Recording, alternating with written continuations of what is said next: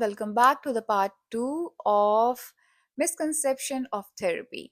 Hi everyone, my name is Pooja. I'm a registered social worker practicing in Ontario, Canada. This is my YouTube channel where I create videos about self-healing and relationships. Yes, so we'll continue with the misconception that we have around therapy.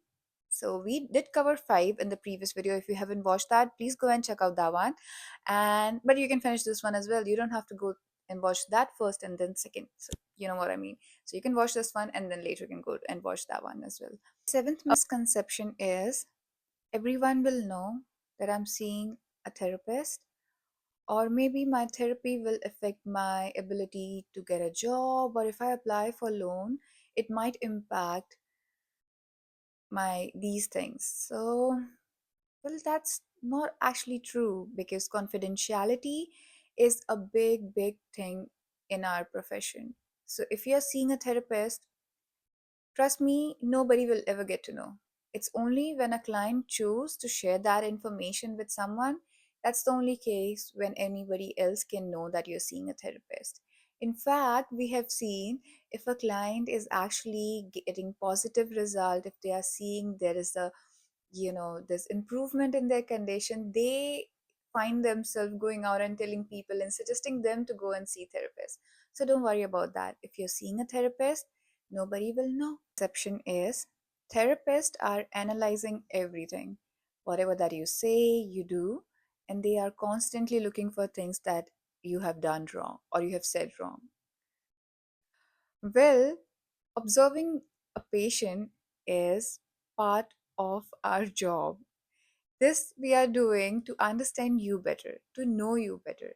So, whatever that you're talking, we try to understand how you translate your thoughts into words and how much your words align with your action.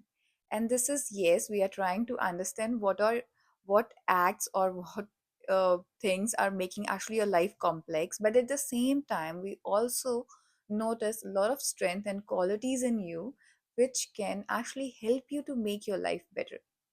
So, yes, definitely. And trust me, if you are seeing a therapist and he or she is not focusing on you, then definitely you don't have to go back. I think you should not go back there.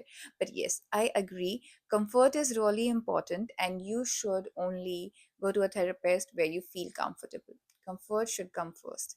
If you're not comfortable, you won't be able to share openly, you won't be able to show your vulnerable side to them, then the whole purpose of going to a therapy, it just defeats. So yes. Ninth misconception is once a person has completed the therapy, there's no way that they need to go back to a therapist. Well, life changes, and maybe you have seek therapy for one particular issue. Later in the life something else has come up, or maybe the same emotion has surfaced with more complexity. Then in that situation it may be possible that you need to see a therapist, and there are chances that this time you are able to recover, or maybe you're able to come back on the track much quicker because you were not waiting till the last moment where you are actually you know defeated and you're feeling there's no other way than self-harm, or maybe some other emotions are taking over you.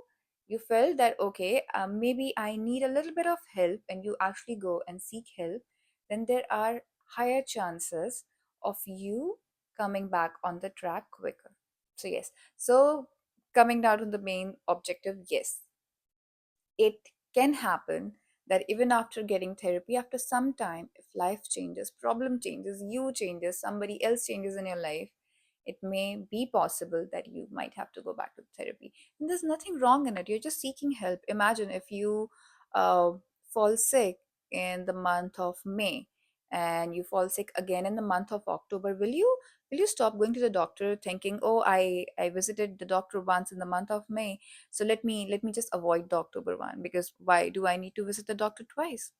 Because you need it. So as simple as that, the therapy is also like that. You need help, you get help, that's it. The 10th and the last misconception on our list is every therapist is a good match for everyone.